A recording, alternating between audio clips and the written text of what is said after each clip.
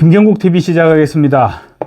한동훈 국민의힘 비상대책위원장 겸 총괄선대위원장이 의과대학생 정원 문제를 둘러싼 갈등을 해소하기 위해 직접 나서기로 했습니다. 어제 하루 선거운동 일정을 잡지 않고 반등 전략을 고민하던 한 위원장의 최우선 카드로 선택한 것이 정부와 의협의 갈등 중재인 것입니다.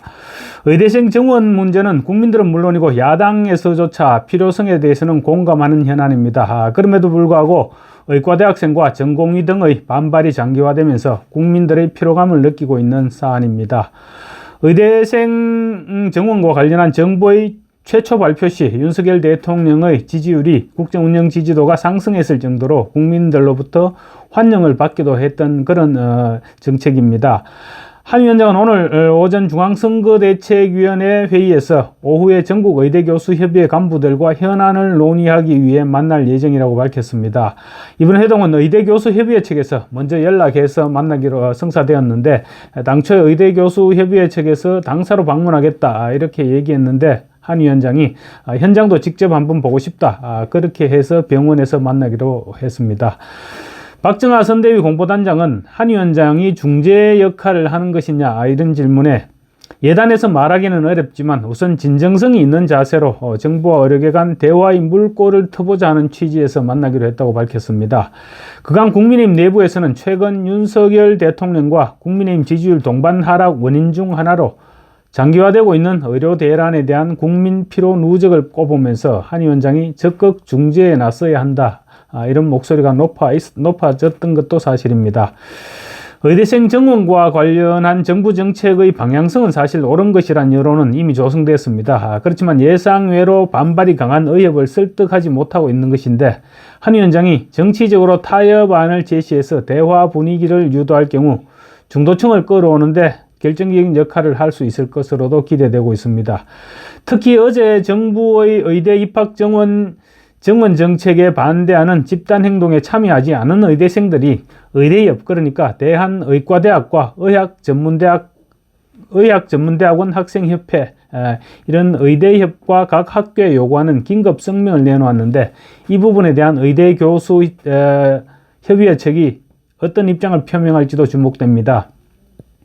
다른 생각을 가진 의대생 전공의 모임인 다생의는 어제 SNS를 통해서 전체주의적인 조리돌림과 폭력적 강요를 중단하고 일각에서 벌어지는 반역자 색출 등을 멈춰달라 이렇게 요구했는데, 다생의의 긴급 성명이 타협의 물꼬를 틀 수 있는 계기가 될 수 있을지 주목됩니다.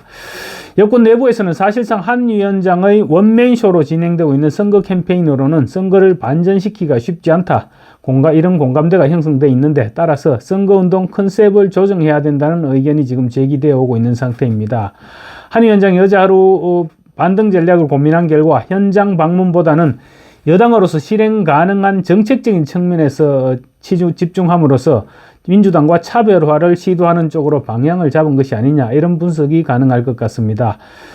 지난 연말 국민의힘 비대위원장으로 한 위원장이 임명된 이후에 줄곧 강행군을 계속해왔죠. 최근 몸무게가 한 8kg 정도 빠지고 어금니에 금도 갔다고 합니다. 그 정도로 지금 체력적인 측면에서도 극한 상태로 내몰려 있는 상태입니다. 체력도 체력이지만 지금 현장 유세로는 막판 지지율을 끌어올리는데 분명 한계가 있습니다. 그래서 현장 유세와 함께 야당의 정권 심판론에 맞설 전략을 개발하는데 공을 들여야 한다 이런 주문도 나오고 있는 것입니다. 그래서 국민의힘 선대위를 보강해야 한다 이런 지적도 나오고 있습니다. 공동선대위원장으로 나경원, 원희룡, 안철수 이런 중진들이 소위 말하는 대권주자들이 임명됐는데, 사실상 본인들의 선거구에 집중돼야 되는 그런 상황이기 때문입니다. 당 일각에서는 유승민 전 의원을 투입하자는 제안도 나오고 있습니다. 유 전 의원은 지난 22일이죠. 서해 수호의 날 행사에 참석했었는데 이걸 본 일부 지지층들이 아이디어를 내놓고 있는 것입니다.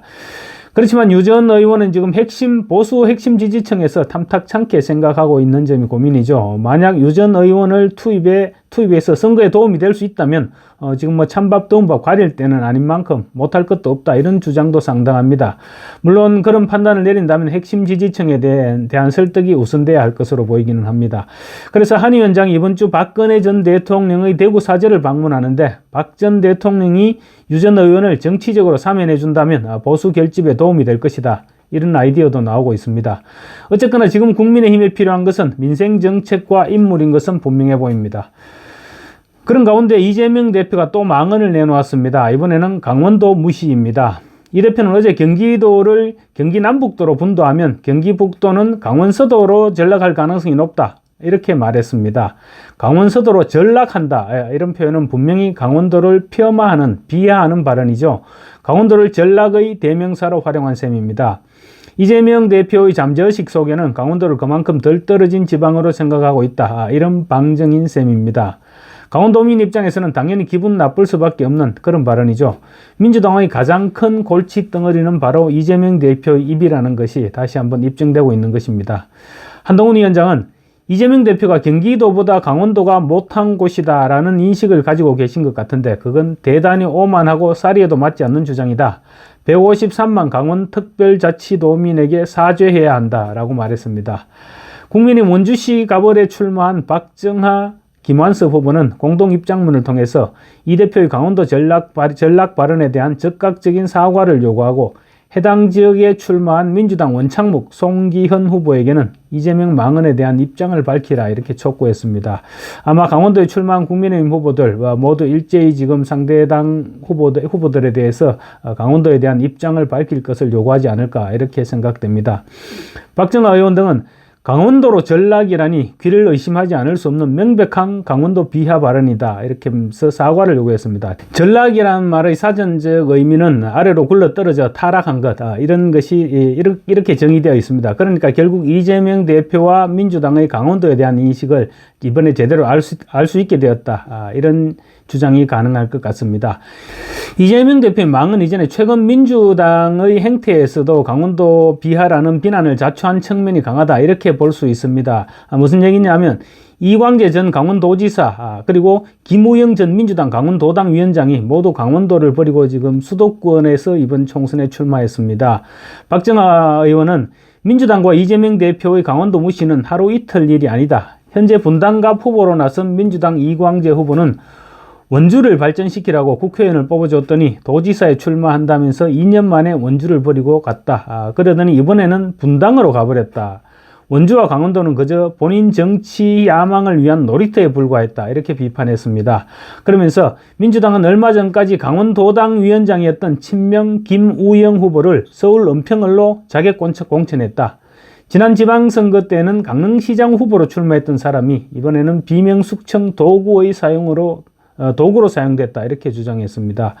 그러면서 당신네들에게는 강원도민들이, 국민들이 그저 정치적 목적을 위해 이용하는 빙다리 핫바지로 보이느냐? 강원도는 그저 전락한 변방이고 감자바이고 비탈이냐? 이렇게 꼬집었습니다. 그런가 하면 이재명 대표는 강원도를 자신의 사법 리스크의 도피처로 삼았다, 이런 비판도 받고 있습니다. 이 대표는 지난 19일 열린 대장동 재판에 출석해야 됐는데 선거 지원 유세 명목으로 재판에 출석하지 않았습니다. 그때 서울에서 멀리 떨어진 곳으로 유세를 갔다 핑계를 대기 위해서 선택했던 곳이 바로 강원도였던 것입니다. 그런데 정작 경기도에 가서는 또 강원도를 농락의 도구로 사용했던 것입니다. 강릉에 출마한 권성동 의원은 민주당과 이재명 대표의 강원도 무시는 하루 이틀이 아니다. 지난 19일 배임 뇌물 등 혐의로 재판에 불출석하면서 강원 지역 유세를 핑계로 대더니 법치로부터 도피하기 위한 정치적 알리바이로 강원도를 농락한 것이다, 이렇게 비난했습니다. 이재명 대표의 강원도 전락 발언은 아마 파장이 만만치 않을 것으로 보입니다. 한편 인천 계양을 이재명 대표의 선거구에 또 다른 복병이 나타났습니다. 유동규 전 성남시 도시개발공사 기획본부장이 출마를 포기하자 이번에는 더 강력한 이재명 저격수가 나타났습니다. 거친 입으로 유명한 보수 유튜버 안정권 씨가 이재명 저격을 위해 인천 계양을에 무소속으로 국회의원 입후보 등록을 마쳤습니다. 안 씨는 문재인 부부 모욕, 이재명 선거운동 방해, 이거는 지난 지방선거 당시 실시됐던 보궐선거였습니다. 이재명 선거운동 방해 혐의로 구속됐다가 지난해 8월 보석으로 풀려나서 지금 불구속 상태에서 재판을 받고 있습니다. 안정권 씨의 지금까지 언행으로 미루어 짐작하자면 이재명 대표에 대해 굉장히 거친 공격이 계속될 것으로 보이는데, 이재명 대표 입장에서는 어쨌든 피곤한 상대가 나타난 것은 분명해 보입니다. 감사합니다.